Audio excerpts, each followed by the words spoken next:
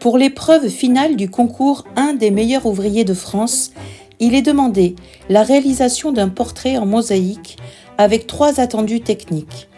Le premier est le clair-obscur, un dégradé de couleurs qui met en place un contraste clair-obscur fort. Ici, je travaille avec Caravage, les échos de noir et blanc, et j'étudie comment la lumière réagit sur différents objets. Le clair-obscur suggère le relief en imitant par les valeurs l'effet de la lumière sur les volumes.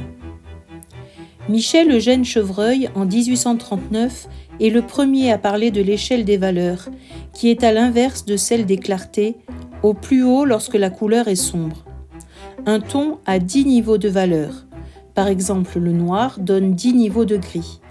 Les valeurs donnent l'architecture d'une toile, les couleurs donnent la chaleur, l'ambiance. J'ai fait des essais sur Aka, les 2 couleurs de carnation ont la même valeur alors que l'une est beige et l'autre vert fluo. Pour l'étude de la mise en place du portrait, j'ai réalisé grandeur réelle une mise en valeur du portrait en noir et blanc. J'ai introduit une main car j'ai mis en route Aka avec un bâton sur l'épaule, la tête inclinée dans un pas de marche. L'étude du fond m'a pris du temps. Il doit amener le clair-obscur. Fond uni, fond avec un mouvement ou fond figuratif. Pour ce dernier, j'ai imaginé un amalgame de lignes foncées comme un entrelacement de branches d'arbres sombres. La façon de travailler les lignes d'Andreo Serio dans le livre Rhapsodie en bleu m'a beaucoup inspiré. Et c'est dans cet esprit que j'ai imaginé ce fond. Il est cohérent aussi avec l'histoire d'Aka et de ses enfants tibétains déracinés de leur pays. Pour moi, ces arbres représentent ce pays hypothétique, traversé par une lumière lointaine que je transcrirai avec la matière du plomb martelé et réduit en tesselle. Lumière que l'on laisse derrière soi, ou lumière de toute espérance. Pour une belle réalisation, rien de tel qu'une bonne chasse aux cailloux. Je vais utiliser des smaltes, pâte de verre teintée dans la masse d'une épaisseur minimum de 6 mm.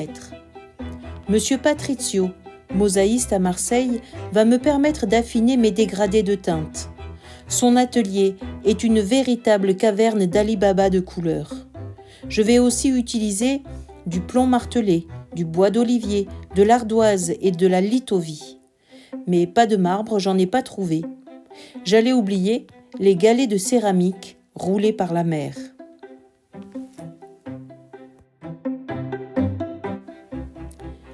Chaque matière posée sur le tas va être coupée par la marteline, puis retaillée avec les différentes pinces pour former une multitude de tesselles. Là, ce sont mes petits outils pour pousser, serrer, faire sauter, repositionner tous ces petits bouts de cailloux. Je vais pouvoir commencer la pose. Voici mon atelier. La technique de pose du portrait est la technique directe, c'est-à-dire que je vais positionner les tesselles directement sur un lit de colle. Pour ce faire, sur un carton épais, j'ai positionné une photocopie de mon dessin couleur grandeur réelle, puis un film plastique transparent qui permettra de démouler la dalle de morticolle.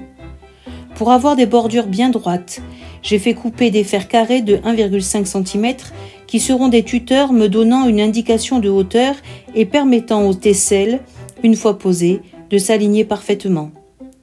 Et pour avoir des angles droits, j'ai acheté 2 aimants d'angle à souder positionnés ensemble par le haut qui forment un angle droit rentrant dans lequel je positionne mes 2 fers carrés.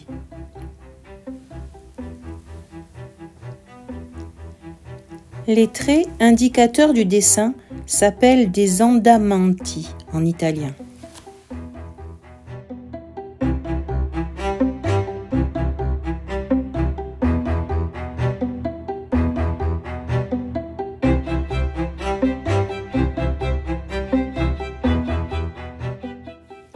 Une fois la colle posée, ces lignes ne sont plus visibles. Là, je les redessine à main levée sur la colle avec une pointe sèche pour positionner les bonnes couleurs au bon endroit.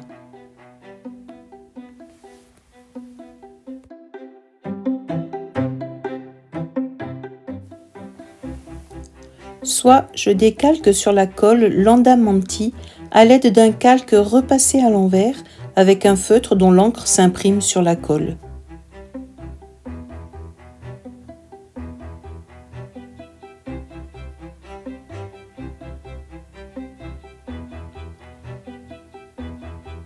Puis je mets un poids pour bien maintenir toutes les tesselles en place.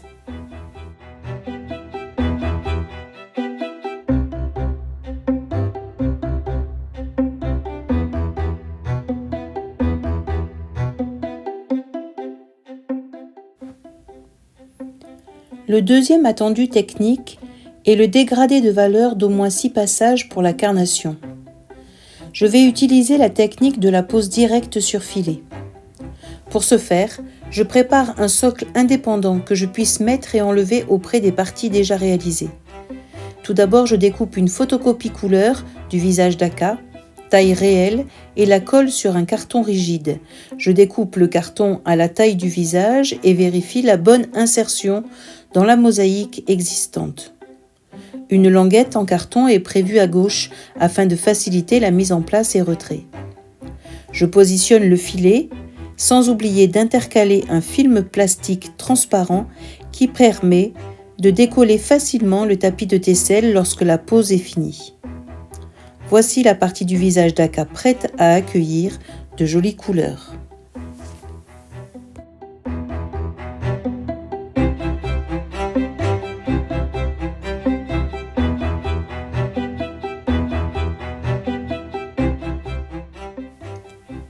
J'ai utilisé cette méthode de pose sur filet pour la réalisation du visage afin que la carnation soit bien plate et pour pouvoir facilement modifier les couleurs.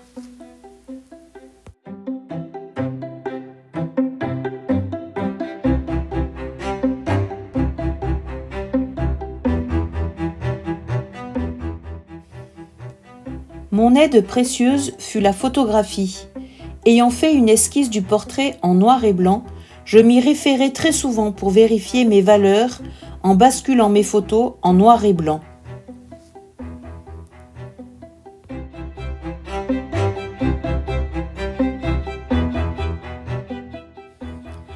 Je pense que ce qui a fait que je ne sois pas nominée est le fait que j'aurais dû avoir davantage de dégradés de valeur pour le visage. Plus de teintes pour le passage des rouges des joues et pour le verdaccio des ombres du visage.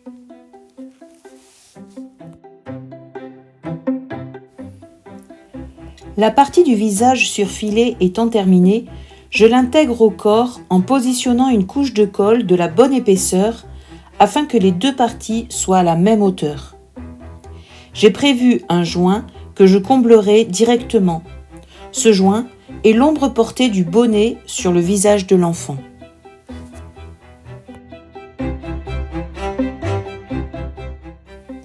Le troisième attendu technique est un attribut particulier dans la mosaïque. Dans un premier lieu, au vu de la photo, je pense faire du collier l'attribut demandé. Mais, en regardant mieux la photo d'Aka, je remarque que dans ses yeux, on a l'impression de voir ce qu'il regarde, un yak. C'est incroyable, je me lance ce challenge de pouvoir mettre dans les pupilles de cet enfant des yaks en mosaïque. L'attribut de cette mosaïque sera les yeux d'Aka.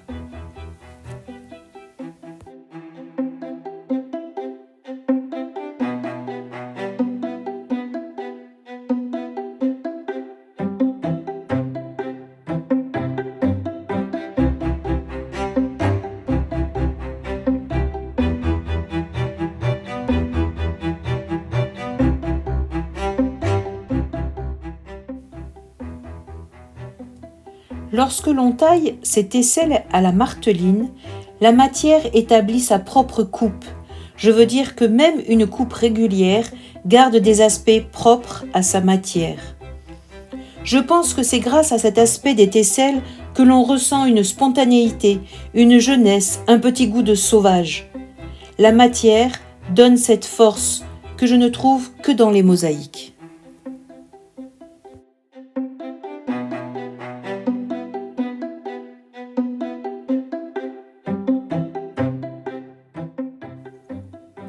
Et puis, il y a aussi le fait que l'on ne maîtrise pas tout et que l'on se laisse surprendre par la matière qui met en place des choses qui ne nous sont pas propres. Je me retrouve dans cette phrase de Jean Dubuffet. J'ai toujours éprouvé qu'il est nécessaire, pour que mon ouvrage me plaise fortement, qu'y interviennent des effets que je n'avais pas visés et, en somme, qui m'apparaissent comme non faits par moi-même. Qu'il ne soit pas une projection de ma vue des choses, mais à l'opposé, propre à déconcerter celle-ci et m'en opposer une autre.